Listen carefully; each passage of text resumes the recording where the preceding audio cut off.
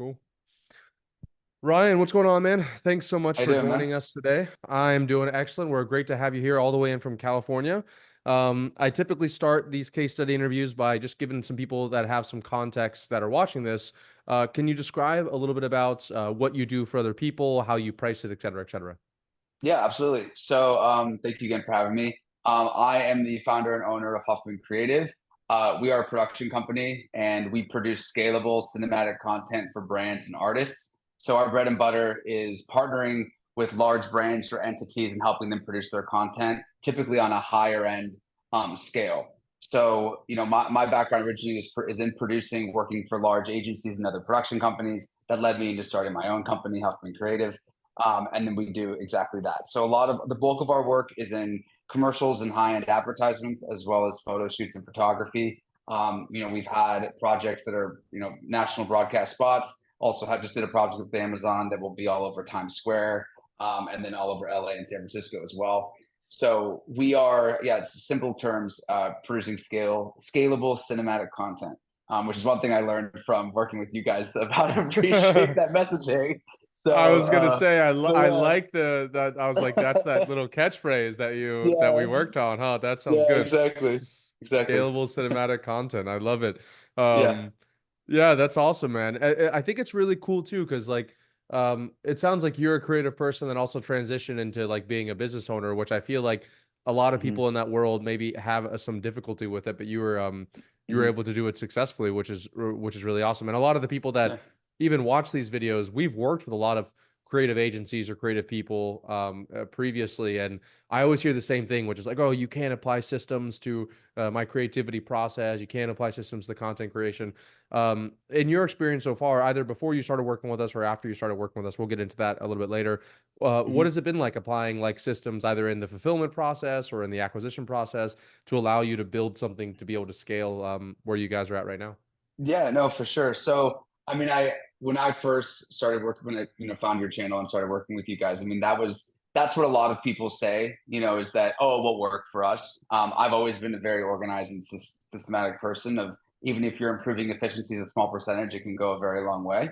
For us, when we started working with you beforehand, I found that our messaging and what we were telling people was a little bit. It was just too much like everyone else. It was just like what it didn't make us unique. It just was like, and actually, originally, our brand messaging was literally, we're just like everyone else, except, which like wasn't necessarily the best way to be leading a call, because then it's just like, okay, well, if you're just like everyone else, then why am I even talking to you in the first place? That was kind of the what we were doing before. Sorry, the question was also like, what was it like working with you guys? Like, what else did we Yeah, learn? what Or were there some systems that we applied working with you guys yeah, that you guys didn't have in place beforehand? yeah. I think that the biggest thing that helped us is like the nurture sequences for some of our leads. It was a way that we were checking in with people, but at the same time, maybe not as efficiently or as just as a personal as we were before. I think there wasn't as much of it. It was a little bit less organized, and I felt like every once in a while, just by casually checking in with someone, I was doing a good job. But in reality, I realized that it either wasn't intentional or it was not very current, or not very common. It was just very random. So to kind of like organize the system of doing it, which was super helpful. Yeah, the lead nurture process, it's everyone always wants more and more leads and calls, but usually there's a lot of money left on the table for the kind of the pipeline and Yeah. the CRM that you're already working. You had Mhm. mentioned a second ago, you were like, yeah, when I first found your channel, is that where you originally found scaling systems and like started thinking about working with us? Yeah. So I originally, I've watched a fair amount on YouTube, and I've always been someone that trains myself. And I had landed on your videos a couple times when building out our sales platform, or just our sales process, if you will. I mean, to go back a little bit really quick, like about a year ago, we realized that our sales process wasn't really that much of a sales process at all. We had put a lot of the value and outreach and nurturing with other sales reps, and in reality was having a very poor return, and really just said, well, let's just do this ourselves, because even if we're a fraction of the way that these other people have not really been operating, I think we'll do better. So that's kind of what we did. And in doing so, started researching how to improve our own sales processes, and kept on landing on your page and found even with your company you're scaling with systems. And that's why I decided to sign up. Of like, I kind of said to my team, look, I understand that it might not be an absolute perfect fit for us, but I do feel like at the very least, even if it increases things by 10 to 20%, like I think it's a win. And it was. So that's kind of how we found things. Yeah, I love that. So you were using an outsourced kind of sales agency previously? Is that the deal? Yeah. Yeah, Okay. well, the way that the industry works with production companies and advertisements with large agencies, you typically have a company and you have a rep in every territory, whether that's the East Coast, Midwest, South, and the West Coast. But then those reps represent you as a company, and they might rep 10 to 15 other companies. So at the Got same it. time, you're kind of getting funneled, and you don't stand out really. It's you just want you're a cog in the machine, and for us, it wasn't really working the way that we wanted to. And we were finding that most of our work was even outside of that system, anyways. So that's why we made our own decisions Very to cool. do our own thing. Yeah.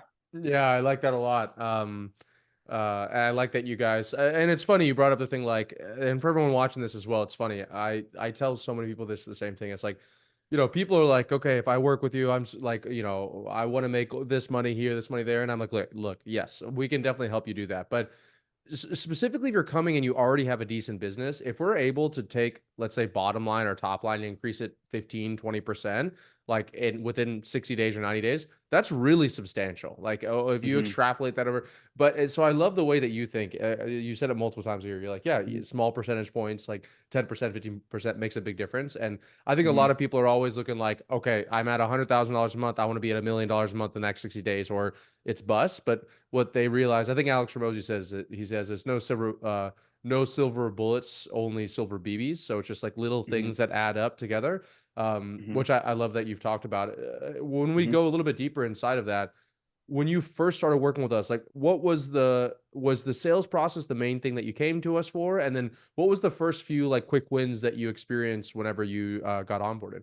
Yeah, and so just to also kind of describe our business, which is a challenge I think for the people in the creative field, is that it's very relationship focused, and it's rare that you cold outreach someone, you get a lead, and they're like, "I want to buy your service right now." I always use the analogy, if it's like buying a house, like you might find the best person for the job, but they might not have a job right now. Same with someone might not be able to buy a house when you hit them. They might want to buy a house, but they can't do it right there. So it's just kind of like, how do you stay top of mind?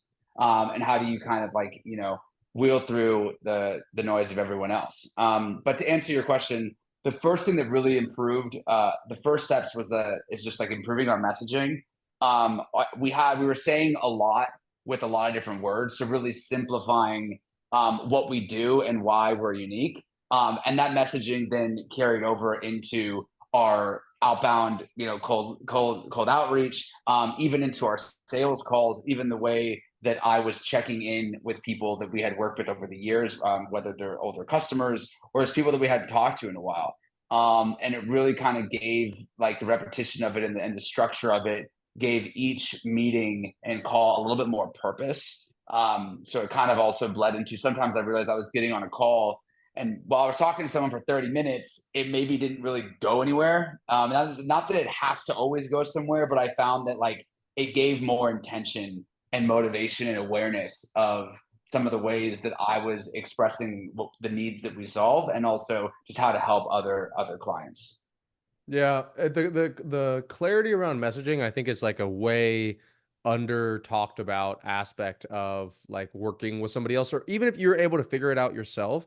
It's just like Hmm. you had kind of said it earlier on, like when you said your tagline, and I could almost feel when I asked you what you did, like you were kind of talking about it, and then you kind of like, but if you really simplified it, it was this, right? And that's like Hmm. that getting, ironically enough, it's actually really easy to say a lot of stuff and it's really hard to say just a To few narrow it. things, right? Yeah, to Hmm. narrow down like the messaging to just that one thing.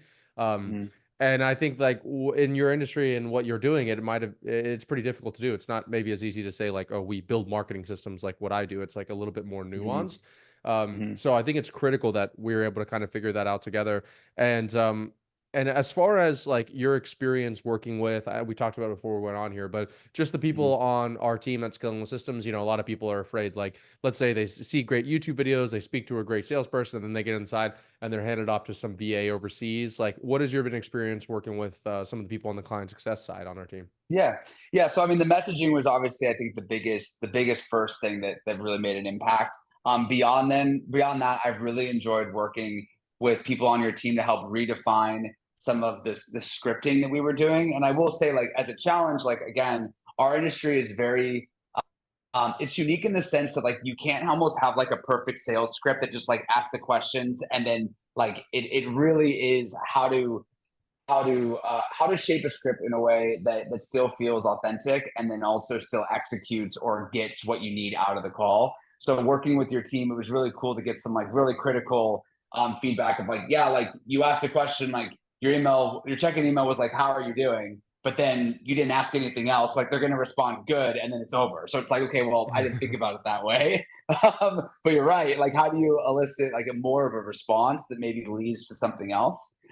So getting hands-on knowledge and opinions was really helpful, especially from honestly some a perspective that was completely outside of entertainment. So applying the extreme sales approach that isn't 100% referable to us, but then able to utilize both and then find a common middle ground was super helpful. Yeah, I actually think in my experience, some of our best clients, like even some of my portfolio companies that I have, it's like you take something that works really well in a different industry, and then if you can then apply it to your industry, you'll be one of the first people to do that. So you're doing something novel Mhm. and unique. And so it is nice to get that separate perspective on like, okay, oh, this is how that's what the extreme looks like over there. Let's see how can I mold this over here. Even in one of our portfolio companies when I first launched it, like it was in an industry that's so outdated and so little competition that it felt like what I had to work incredibly hard, let's say in scaling systems for, it was like taking candy from a baby over here. So it's like it's almost Mhm. nice to do a little bit of an overlap between and seeing how other different marketing systems work. Um, Completely. I wanted to also bring home the points of like we've done your messaging. I'm super happy you've loved working with the team, working on the scripting. Is there Mhm. one or two other kind of highlights that you'd say like, yeah, if someone said, what was it like working with scaling systems? You'd say, oh yeah, they also helped me with this or this. Is there anything else you want to bring up? Yeah. Let me see. So the nurture sequence is the messaging, the hands-on. Try to think. I mean, I think just having that ability to have someone to lean on and get that second opinion and also go into our sales process and like how to improve it. There were times when we had them look at our HubSpot or our sequences or our workflows, both of our either outreach programs or even our CRM itself, and just having that really critical eye. I know that was similar to what I said, but it was all encompassing. It wasn't just like one small section of the sales process. It was the entire thing, which I felt was super helpful to have that. Yeah, I think it's also nice. Like we call ourselves like partnership without percentages, like non-equity partners inside of a business. So it's nice when you have us in your pocket for like a Slack channel. And just like if you communicate with the rest of your team in Slack, you can literally just message us and say, hey, what's the deal Mhm. with this or what's the deal with that? And you have like 8 people inside of there that's able to answer your question and help you out. And I think the other thing that we do really well compared to some other people in our industry is we take a really holistic look at the entire marketing system. So like we look at your offer, we'll look at the CRM, we look at the nurture sequences so we can script the outreach messaging, how the sales calls are going, we review the sales calls, et cetera, et cetera. So I'm super happy and I'm really grateful that we were able to have you as a client, you were able to see success and that you agreed to get on this call. But before I Yeah. end with asking people how they can find you, let's say someone's watching this video, they're like you, they watched a few dozen YouTube videos, maybe they're trying to set some stuff on their own, they're kind of piecing it together a little bit. And Mhm. they've heard scaling with systems and they're like, "Oh, I want to pull the trigger, but I've been burned in the past." What would you say to those Mhm. people? Yeah, I would say that even if you're able to even improve your business or your sales process or any sort of certain part of it by 15 to 20%, like you said earlier, I think it's worth doing.